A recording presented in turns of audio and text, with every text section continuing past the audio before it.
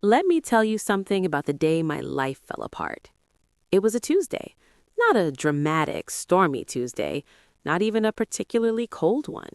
It was one of those pale, ordinary February mornings in Columbus, Ohio, where the sky looks like someone forgot to finish painting it. I was standing in my kitchen in my old college sweatshirt, the gray one with the cracked Ohio State logo, holding a mug of coffee that had already gone cold. I remember looking out the window at the bare oak tree in our backyard, the one we'd planted together the first spring after we moved into that house, and thinking, something is wrong. I didn't know yet that in about 20 minutes, my husband of 9 years was going to walk into that kitchen and hand me a manila envelope that would destroy everything I thought my life was. My name is Cassidy Monroe. I'm 35 years old, and this is the story of how the greediest decision my ex-husband ever made accidentally handed me a future he could never have imagined, and a lesson neither of us will ever forget. I want you to understand who I was before all of this, because the woman who came out the other side of this story is nothing like the woman who went in. I grew up in a middle-class family in Dayton. My mom, Renata, worked as a school librarian. My dad passed when I was 12, heart attack, sudden and cruel. And after that, my mom raised my brother Deshaun and me on a teacher's salary and sheer stubbornness. We didn't have much, but we had a home that smelled like books and pot roasts on Sundays, and my mother made sure we knew that hard work was the only inheritance she could guarantee us. I took that seriously. I put myself through Ohio State on scholarships and part-time jobs. I got a degree in marketing, then clawed my way into a small advertising agency in Columbus called Brightline Creative. For 11 years, I worked there. I started as an assistant account manager, making just over $30,000 a year, and by the time the divorce happened, I was a senior strategist, making $82,000. I was good at my job. No, I was great at my job. I had a gift for understanding what people wanted before they knew they wanted it, for finding the emotional core of a brand and turning it into a story that moved people. I also had a husband named Theron Webb. Theron was tall, broad-shouldered, with this easy, confident smile that made strangers feel like he'd known them for years. When we met at a mutual friend's birthday party in 2014, he was the most magnetic person in the room. He worked in commercial real estate, drove a clean black Audi, and had this way of making you feel like you were the only person in the world when he talked to you. I fell for him hard and fast, the way you do when you're 26 and you spent so many years working so hard that you've forgotten to let anyone in. We got married in 2016, small ceremony in a garden outside of Columbus. My mother cried. His mother, Vivian, gave a toast about how Theron's had finally found someone who could keep up with him. I thought that was sweet at the time. Looking back, I hear it differently. We bought the house on Cloverfield Drive in 2018. 3 bedrooms, 2.5 baths, a backyard with enough space for the vegetable garden I always wanted. I paid the down payment mostly from my savings, $42,000 I'd scraped together over years. Theron contributed $12,000.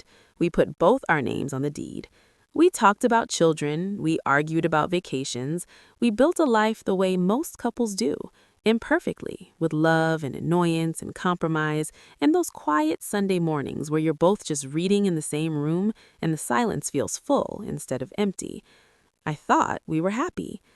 Or maybe I wanted to believe we were happy so badly that I stopped looking for the signs that we weren't. Theron walked into the kitchen at 7:22 that Tuesday morning. I know because I looked at the clock on the microwave when I heard his footsteps on the stairs. There was something about the way he was walking, measured, deliberate, like a man who'd rehearsed this moment, that made me set down my mug. He was already dressed, suit, tie, the whole thing. He didn't usually put on the full suit on a Tuesday unless he had a big client meeting. He looked like he was dressed for something important. He was. He placed the envelope on the kitchen counter between us without saying a word. I stared at it. "What's this?" "Divorce papers," he said. His voice was flat, professional, like he was presenting a contract at work. "I had them drawn up by my attorney, Marcus Pelham. You've met him. It's all pretty straightforward, Cass." I didn't move. I don't think I breathed. "I want to do this clean," he continued, adjusting his cufflink like this was a business negotiation. No fighting, no drama. The settlement is fair. Fair, I repeated. The word tasted strange in my mouth. You keep your car and your personal belongings. I keep the house. We split the joint checking account down the middle. There's about $14,000 in there, so you'd get $7,000. You keep your 401k, I keep mine. I finally looked up at him. You keep the house? I've been the primary mortgage payer for the last 2 years. That was technically true. When I'd taken a pay cut to move into a more creative role at Brightline, my contributions to the mortgage had dropped. But I had paid the down payment. I had written the check. My $42,000 had gotten us into that house. And my studio? I asked quietly. In the back of our garage, I had converted a small space into what I called my studio. It wasn't fancy, just a room with good lighting, a desk, my computer, shelves of marketing books and notebooks, some art supplies I used to keep my mind loose and creative. It was my thinking space, my sanctuary.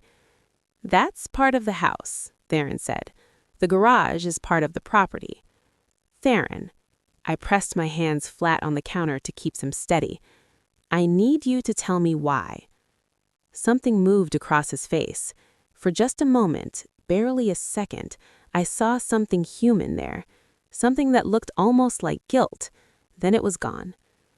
I just think we've been going in different directions for a long time, he said. We want different things, and He paused. I've met someone. There it was. I'd suspected. Of course I had. The late nights, the vague explanations, the way he'd stopped touching me with any warmth months ago. I'd suspected, and I told myself I was being paranoid, because believing the paranoia would have meant I had to do something about it, and I wasn't ready for that. Who? I asked. That doesn't matter right now. It matters to me. He picked up his keys from the hook by the door. Her name is Briella. She's a colleague. It's been going on for about 8 months. He had the decency to not meet my eyes when he said it. I'm sorry, Cassidy. I genuinely am. And then he walked out. I stood in that kitchen for a long time. The coffee grew cold. The oak tree stood bare in the yard, and I held that envelope in my hands like it was a bomb I didn't know how to defuse. I spent the next 3 days in a fog. My best friend, Zora, came over the first night with wine and Thai food and sat with me on the floor of my bedroom while I cried in a way I hadn't cried since my father died. Zora was 50 years old, 15 years older than me, a landscape architect with silver-streaked locks and the kind of calm strength that could hold a room together.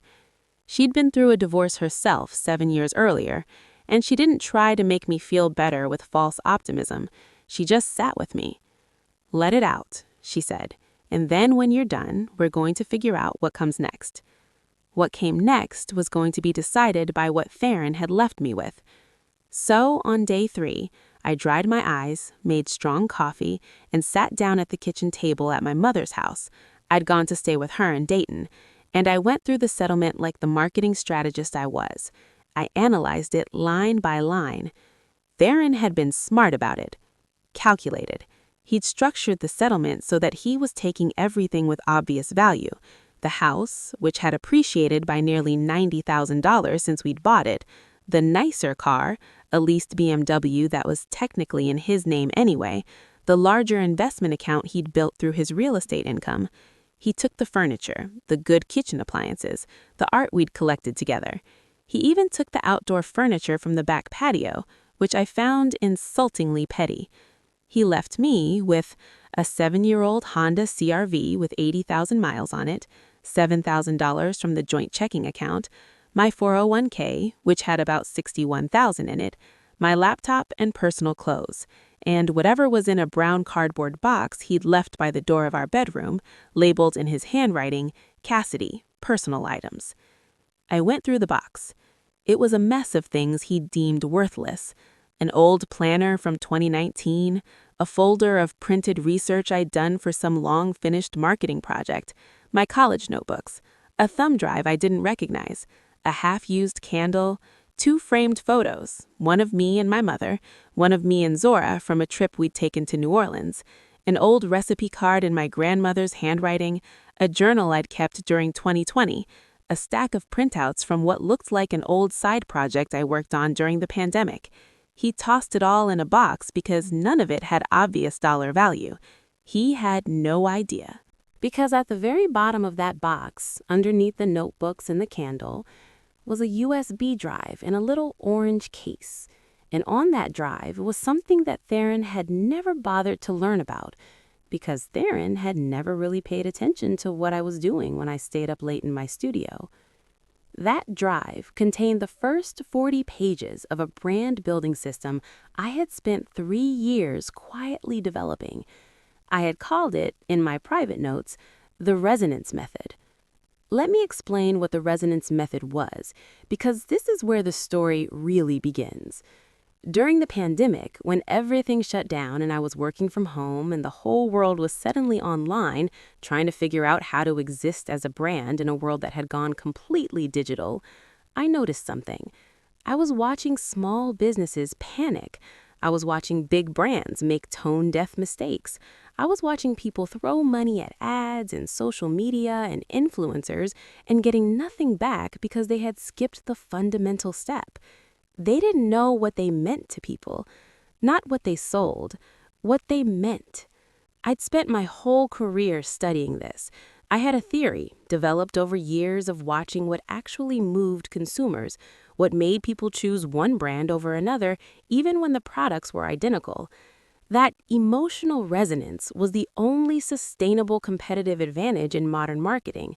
Not price, not features, not even quality alone. Resonance. The sense that this brand understands me, speaks to me, exists for someone like me. I'd been quietly building a system, a framework with specific steps, exercises, diagnostic tools, worksheets, and a methodology for helping any business owner, from a solo entrepreneur to a mid-sized company, discover and articulate their brand's emotional core and then translate it into consistent, powerful messaging. I tested it informally at Brightline, quietly incorporating elements of it into my client work. The results were remarkable. One client, a local skincare company, had seen a 340% increase in online engagement after I applied early versions of the framework to their rebrand. Another client, a small construction firm, tripled their referral rate after I helped them reshape their brand story. But I never told anyone at Brightline that I had a proprietary system. I hadn't patented anything yet. I hadn't published it. I hadn't even told Theron what I was working on those late nights in the studio. Because every time I tried to explain it to him, he'd nod with that distracted, barely present look he had when something didn't involve money he could see. "Sounds interesting, babe," he'd say, and turn back to his phone.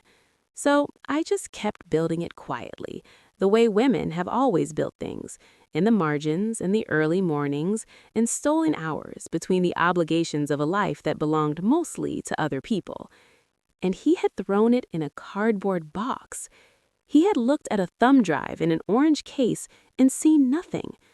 I picked it up and held it and felt something strange move through me. It wasn't joy yet. It wasn't even hope. It was something quieter and more fundamental, like the deep click of a lock opening. I called Zora from my mother's kitchen on a Saturday morning. "I need to tell you something," I said, "about a project I've been sitting on." I heard her set something down. "I'm listening." So I told her. I told her about the resonance method, about the 3 years of development, about the client results I'd seen. I told her about the thumb drive and what was on it. I told her that sitting here in my mother's kitchen in Dayton at 35 years old, with $7,000 and a beat-up Honda and a broken marriage, I was looking at what might be the most valuable thing I had ever built, and nobody knew it existed. Silence on the other end. Then, "Cassidy Monroe, why did you not tell me about this before?" "I don't know," I said honestly. "I think I was scared. I think I thought, what if I'm wrong about it? What if I build it all the way and nobody cares? It was safer to keep it as a possibility than to try and fail." "And now?" Zora asked. I looked out my mother's window at the same gray Ohio sky. "Now I have nothing left to be afraid of losing." More silence. Then I heard Zora exhale, that long, purposeful breath she did when she was making a decision. "Okay," she said, "tell me what you need." Zora was more than a best friend. She was, without intending to be, a perfect business partner. Her landscape architecture firm had been operating for 12 years. She understood project management, client relationships, business development, and the particular art of pricing creative services. She also, as it turned out, had been considering pivoting part of her business toward brand consulting for residential developers. We met for 3 days straight at her house in Columbus, spread out across her dining room table with my laptop, my notebooks, the printed files from the box, and enough coffee to float a small boat. I showed her everything. She asked sharp, precise questions. She pushed back on things that were vague and affirmed things that were strong. By the end of day 3, we had an assessment. "This is real," Zora said, tapping the printed framework. "This isn't a side project, Cassidy. This is a business." "I know," I said softly. "We need to get this protected first. IP lawyer, before anything else. I have about $7,000 to my meme." "I have more than that," Zora said, "and I have been wanting to do something different for 3 years, and I just hadn't found the right thing." She looked at me steadily. "I want to invest in this, properly, as a co-founder." I stared at her. 50-50, she said. "You bring the methodology, the marketing expertise, and the vision. I bring the capital to get it off the ground, the business infrastructure, and my network of developers and business owners who need exactly this. We build it together." I opened my mouth, closed it, felt something hot prick the back of my eyes. "Zora, don't you dare cry before you say yes," she said. I laughed, a real, surprised, unguarded laugh, the first one in weeks. "Yes," I said. "Absolutely yes." And if you're watching this right now and you're in a season where everything feels like it's falling apart, stay with me, because what happens next is the part of the story I needed someone to tell me when I was sitting on that kitchen floor. Don't go anywhere. The next few months were not glamorous. I want to be honest about that because I've seen enough of these stories turn into fairy tales where things fall into place almost instantly, and that's not what happened. What happened was that I slept on my mother's couch for 2 months while I saved money. I drove the beat-up CRV with the squeaky passenger window back and forth between Dayton and Columbus more times than I can count. I worked full-time at Brightline during the day and worked on the resonance method in the evenings and on weekends.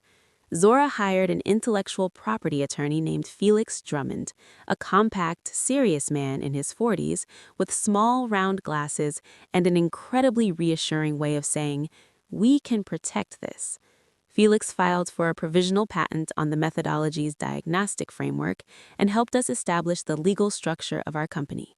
We named it Resonance & Co. We incorporated as an LLC. We opened a business account. Zora invested $35,000 as startup capital. I invested my $7,000. We gave ourselves a modest operating budget for the first 12 months and agreed to take minimal salaries until the business could support us. I built the first version of the flagship product, a 12-week brand building program called the Resonance Blueprint, from scratch in a sublet office space Zora had access to through her firm.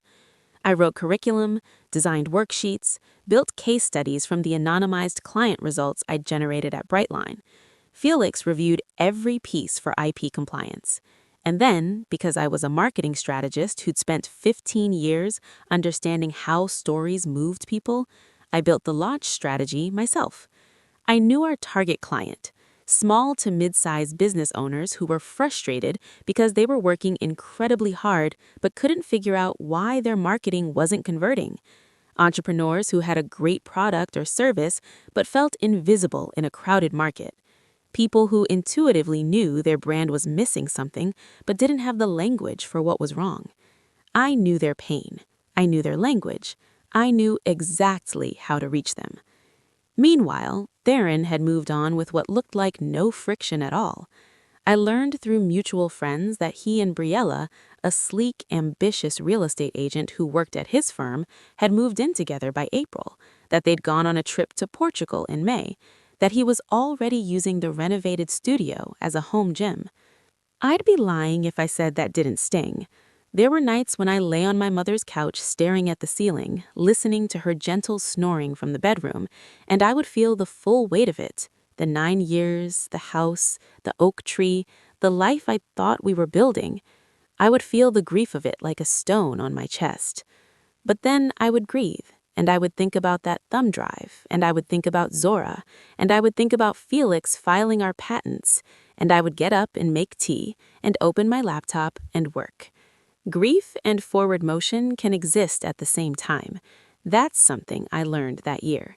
You don't have to finish being sad before you start becoming who you're supposed to be. We launched Resonance & Co. officially that September, 7 months after Theron slid the divorce papers across the kitchen counter. Our launch strategy was simple, but deliberately targeted. I wrote a free guide, The 5 Reasons Your Marketing Isn't Working and It Has Nothing to Do with Your Budget, and ran a small, tight promotion to an audience of small business owners in 3 Midwest cities. The guide was good, genuinely, uncommonly good. The kind of resource that made people feel seen in a way most marketing content didn't. 1,400 people downloaded it in the first 2 weeks. From that list, I ran a free live workshop. 300 people registered. 168 actually attended. At the end of the workshop, I made an offer. 12 spots in the inaugural cohort of the Resonance Blueprint.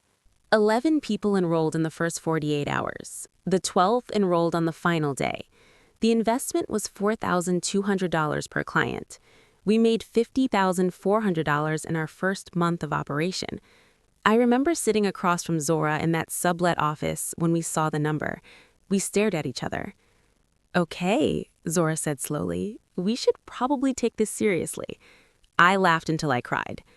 The first cohort was transformative, not just for our clients, but for us. We learned what worked, what needed refining, what our clients needed that we hadn't anticipated.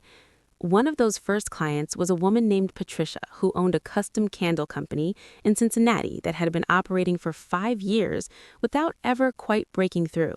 She was warm, hardworking, and had absolutely no idea how to articulate why her candles were different from the 47 other candle brands on Etsy. 8 weeks into the Blueprint program, Patricia figured it out.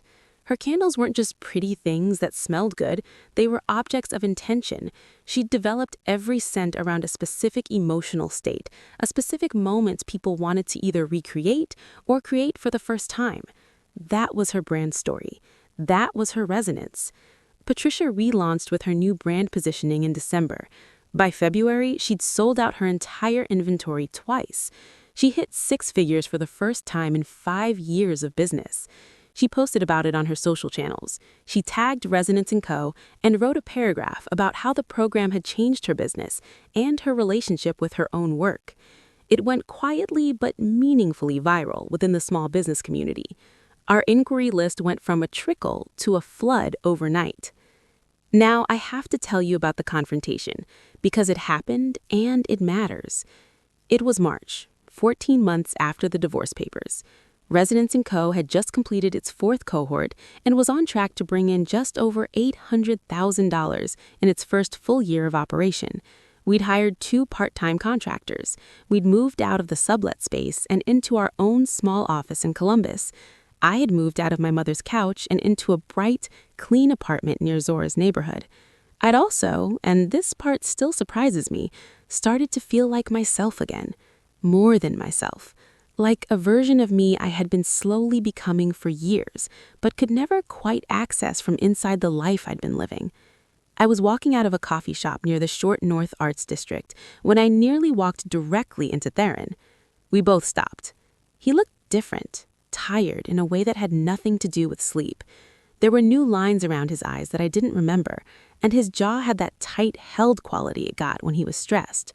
He was alone. "Cassidy," he said. "Hi, Theron." A beat. This specific awkward silence of 2 people who once knew each other completely and now know each other not at all. "You look good," he said, and the way he said it, quiet, a little stunned, told me it wasn't a pleasantry. He meant it. I did look good. I was sleeping better than I had in years. I'd started running again. I was wearing a coat I'd bought with my own money from my own company. And there was something in how I stood that was different from before. Some fundamental quality of sureness. "How are you?" I asked, because I was raised by Renata Monroe, and she raised me with manners. He shifted. "Things are, yeah, I've been thinking about you lately." "Oh?" "I heard something," he said carefully, "about a company, resonance something." I looked at him steadily, waited. "Someone told me that's you, that you started it." "That's right." Something moved through his face, a complex weather system of emotions, surprise and something more uncomfortable, a reckoning. "I didn't know you were building something like that." "I know you didn't." The silence stretched. "The studio," he said suddenly, "that room in the garage, was that where you were—" "That's where I built the framework, yes, in the evenings, after work." I paused, "while you were watching football mostly." He absorbed this. I watched the information land, watched him do the math, the late nights I'd told him I was working on a project, the notebooks he'd glanced at and dismissed, the conversations he'd half listened to. "Cassidy," he said, "I owe you an apology, a real one, for how I handled all of it." I had expected this moment to feel like victory. I'd imagined it occasionally during the hard months, the way you do. The scene where the person who hurt you sees exactly what they gave up and exactly what they lost. I thought it would feel triumphant. It didn't feel triumphant. It just felt quiet, sad in a distant way, like looking at a photograph of a place you used to live. I accept that. I genuinely do. "Are you—" he stopped. "Are you happy?" I thought about my office, and Zora, and Patricia's sold-out candles, and my bright apartment, and running at 6 a.m. when the city is mostly asleep, and the air tastes clean and new. I thought about my mother's face when I'd taken her to dinner in January and told her the revenue numbers for our first full year of operation. "Yes, I actually am." He nodded. He looked like a man standing on one side of a glass wall, watching something he couldn't reach. "Good," he said quietly. "That's good, Cassidy." We said goodbye, and I walked to my car. I sat behind the wheel for a moment, hands in my lap. I thought I might cry. I didn't. Instead, I felt something release, a knot that had been sitting in my chest for a year, suddenly, quietly, gone. It wasn't dramatic. It was just done. I drove home. If this story is resonating with you, and I mean that both literally and metaphorically, please hit that like button and subscribe. I make these videos for everyone who's ever been thrown into a box and labeled worthless. Keep watching. Let me give you the real numbers, because this is a real story, and real stories have real numbers. Year 1. Resonance & Co. brought in $870,000 in revenue. After expenses, salaries, and reinvestment, Zora and I each took home a little over $160,000. I also paid off the small debt I'd accumulated during the transition period and started rebuilding my savings. That's more than double what I'd been making at Brightline. Year 2, we went fully national. We built a digital, self-paced version of the blueprint for entrepreneurs who couldn't afford the full cohort program, priced at $997. We launched it to our email list of 12,000 people and generated over $400,000 in its first 30 days. We ran 2 live cohorts, we spoke at 3 conferences, we were written up in Entrepreneur magazine and featured in a Forbes roundup of marketing innovators to watch. By the end of year 2, total company revenue crossed $1.8 million. The house on Cloverfield Drive, the one Theron had been so determined to keep, had appreciated about another $20,000 by then, bringing his equity gain to roughly $110,000. He had kept the house. He had thrown away the million. I want to sit with that for a moment, because it's important, and because I think it has something to teach us. Theron wasn't a stupid man. He was actually quite shrewd in many ways. He understood property. He understood market values. He understood the visible markers of wealth, the house, the car, the investment account, and he negotiated hard for every one of them. What he didn't understand was the invisible kind of value, the kind that lives in a framework built in a garage in the evenings, the kind that lives in the mind of a woman he'd decided wasn't worth paying attention to, the kind that doesn't show up in any line item on a settlement agreement because it hasn't been built yet, because it's still becoming, because it requires you to see possibility in something that looks like nothing. He was an expert in taking things that already had value. He had no tools for recognizing things that were becoming valuable. And I think there's something profound in that, about the difference between a scarcity mindset and an abundance mindset, about the difference between holding on to what you have and building what could be. He took the tree that was already grown. I walked away with the seed. This part of the story is harder to tell, and it's the part I think matters most. Because here's what I had to reckon with. For 9 years, I had lived inside a marriage where I was shrinking myself, and I had let it happen. Theron didn't come into my life and forcibly suppress my ambition. He didn't lock me in a room and tell me not to build things. He was dismissive, yes. He was self-centered and emotionally checked out, yes. The infidelity was a betrayal I didn't deserve, and nothing justifies it. But the resonance method, the framework I built in the garage, I hid it, voluntarily. I hid it because somewhere over those 9 years, I had absorbed a quiet belief, not from any single conversation, but from 1,000 tiny moments of being only half listened to, that my ideas were less serious than his, that my career, though successful, was somehow more decorative than substantial compared to his, that the right move was to be a good partner, a good professional, a good homemaker, a good everything else, and to save the big dream for later, for when conditions were better, for some future moment when I would feel ready and safe and fully supported. The divorce stripped all of that away. There was no more later. There was no house to feel comfortable in. There was no marriage to be preserved. There was nothing left to be careful about. And in that sudden, terrifying emptiness, the only thing that remained was what was actually mine, what had always been mine, what I had been quietly building in the dark and calling a hobby because calling it what it really was felt too scary. The divorce didn't create the opportunity. The divorce removed the excuses. That's the hardest truth I've had to sit with, because it would be simpler to say Theron took 9 years from me, and some days it still feels like that. But if I'm honest, fully, uncomfortably honest, those years were also years I spent waiting for permission I had the power to give myself. I won't do that again. My mother found out about the full extent of the company's success gradually, in pieces, the way I gave it to her because I didn't want to overwhelm her. First, I told her we'd launched. Then I told her we'd had a strong first cohort. Then I told her the revenue from year 1. Then I told her about the Forbes feature. Each time, she said something characteristically Renata Monroe about it. That's wonderful, baby. Keep your feet on the ground. Success is only permanent if you keep putting in the work. Make sure you're paying your taxes. But the conversation I treasure was the one we had in my car, in the parking lot of a restaurant in Dayton, in January of year 2, after the dinner where I'd shown her the numbers. She sat very still for a moment. Outside, it had started to snow, one of those quiet Ohio snows, where the flakes are big and lazy, and the world goes soft and muffled. I need to tell you something I've never told you, she said. I turned off the car and turned to look at her. Renata Monroe was 63 years old. She had her silver hair cut short and neat, and she wore the same pearl earrings she'd worn to every important occasion for 20 years. She was one of the most self-contained, private people I'd ever known. She was crying, quietly, neatly, in that way she did where her face barely changed, but her eyes went full. When your daddy died, she said, I had a plan. I had a plan for something I wanted to build, a children's literacy program, something between a publisher and an after-school service. I'd been working on it for 2 years. I had notebooks full of it.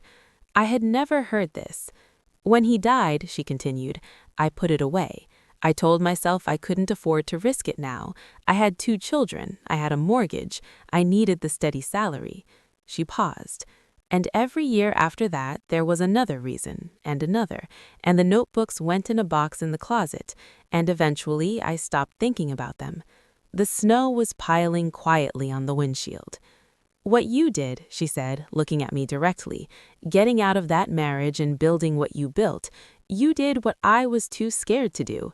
You refused to let your dream die in a box." I took her hand. "It's not too late for you," I said. "Oh, I'm 63. Zora is 50. She's co-founding a company right now." My mother looked at me for a long moment. Something shifted in her face. Something old and quiet and stubborn began to move. "Tell me more about this resonance method," she said. "I should tell you briefly about Briella, because you're probably wondering. I never met her properly. I saw her once at a fundraiser in Columbus in year 2, standing near Theron at the edge of a crowd. She was pretty in a precise, careful way. Dark hair, good clothes, the polished look of someone who put effort into appearances. She was watching Theron the way I remembered watching him once, with that admiring, slightly uncertain attention you give someone who still has the power to make you feel unsteady. I felt nothing in particular about her. That surprised me a little. What I felt was something closer to sad, and not for myself. I looked at her and thought, she doesn't know yet. She thinks she's getting something rare. She doesn't know that the man she's watching will never give his full attention to her ambitions either. She doesn't know that someday there might be a manila envelope on a kitchen counter for her too. Or maybe I was wrong. Maybe Theron, stung by loss and confronted with his own failures, had genuinely changed.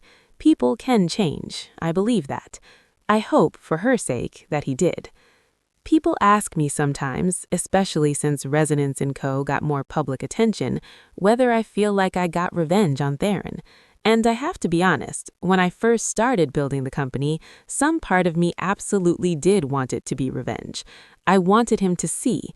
I wanted the specific satisfaction of him understanding precisely what he had thrown away.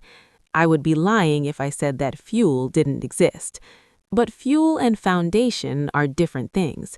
You can start an engine on something, but you can't build a life on it.